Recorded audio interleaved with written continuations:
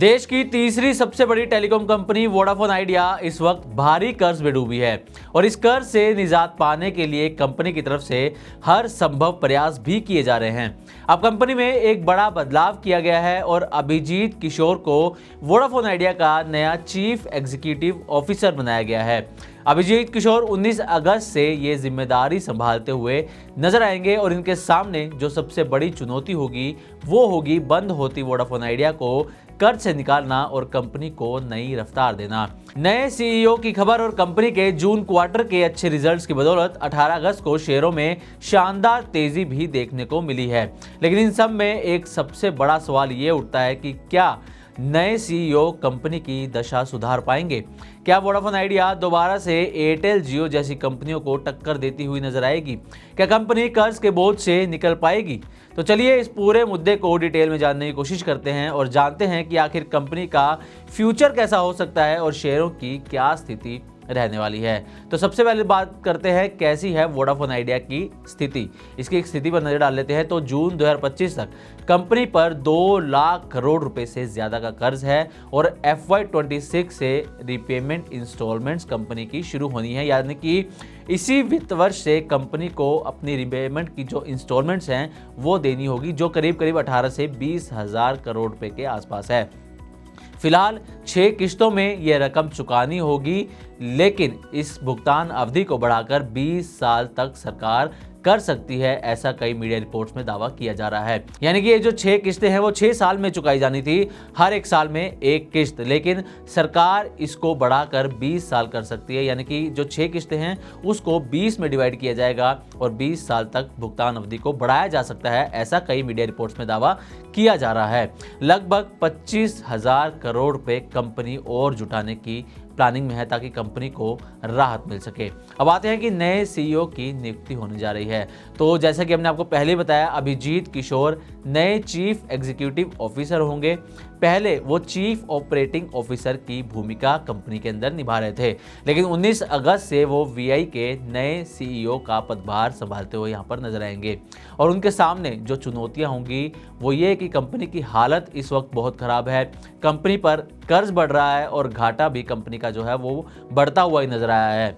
साथ ही तेजी से सब्सक्राइबर्स भी कंपनी के घट रहे हैं। अगर जियो, एयरटेल जैसी कंपनियों के मुकाबले देखा जाए तो वोडाफोन आइडिया के जो सब्सक्राइबर बेस है वो लगातार घटता हुआ नजर आ रहा है। पूर्व सीईओ अक्षय मुंद्रा जो थे, उन्होंने कंपनी की वित्तीय स्थिरता सुधारने की काफ़ी कोशिश की थी, वित्तीय स्थिरता लाने की कोशिश की थी। हालांकि अभी भी कंपनी पर भारी कर्ज नजर आ रहा है।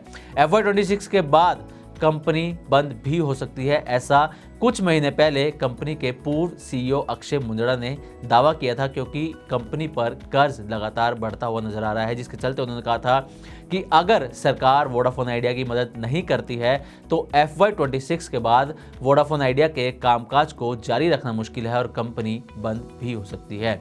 अब आते हैं कि वोडाफोन आइडिया के Q1 FY26 यानी कि जून क्वार्टर के रिजल्ट कैसे रहे हैं।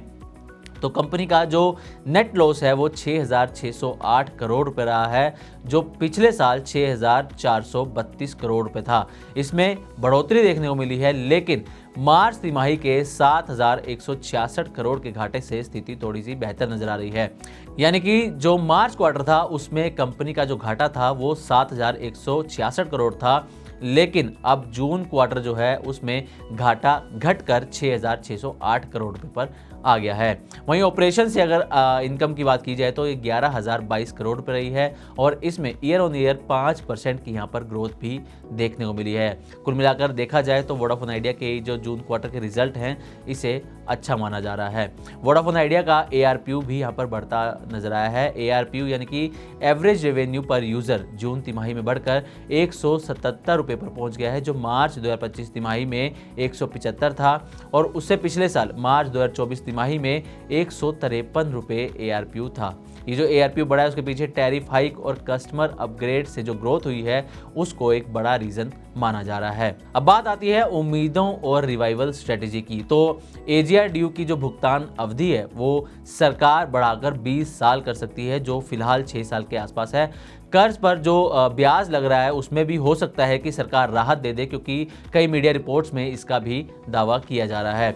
सरकार की वोडाफोन आइडिया के अंदर 48.99% यानी कि करीब 49% हिस्सेदारी है, जो सरकार ने 36,950 करोड़ रुपए के स्पेक्ट्रम बकाया के बदले खरीदी थी।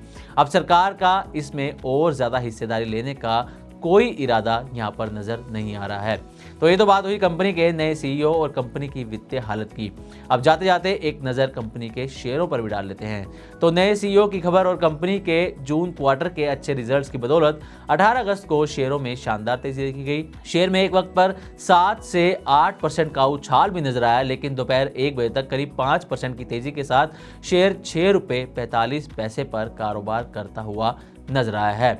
अब ग्लोबल ब्रोकरेज फर्म यूबीएस ने शेयर पर न्यूट्रल रेटिंग के साथ 8.5 रुपये का टारगेट प्राइस भी दिया है, जो अगर करंट मार्केट प्राइस से देखा जाए, जो 6 रुपये 45 पैसे के अगर हिसाब से देखा जाए, तो इससे 30 से 31% का अपसाइड दिखा रहा है। यानी कि यूबीएस को उम्मीद है कि शेयरों में तेजी आ सकती है। तो उम्मीद करते हैं कि हमारी तरफ से दी गई जानकारी आपको अच्छी लगी होगी। इसी तरह की और भी वीडियोस के लिए देखते रहे मनी9 और सब्सक्राइब करें हमारे चैनल। साथ ही बिजनेस और पर्सनल फाइनेंस से जुड़ी तमाम खबरों को आप हमारी वेबसाइट money9live.com पर भी पढ़ सकते हैं। ग्लोबल संकेतों के दम पर कैसे खुलेंगे हमारे बाजार? क्या कह रही हैं खबरें और ब्रोकरेज रिपोर्ट्स? किन शेयरों में बनेगा पैसा? बाजार खुलने के बाद क्या खरीदें? किन शेयरों को करें पोर्टफोलियो से बाहर? कैसा रहा बाजार का दिन भर का कारोबार? कैसे तैयार करें कल के बाजार की स्ट्रैटेजी? इन सब सवालों के जवाब जानिए मेरे साथ ओपनिंग बज और क्लोजिंग बज में, इन वक्त पर सिर्फ मनी9।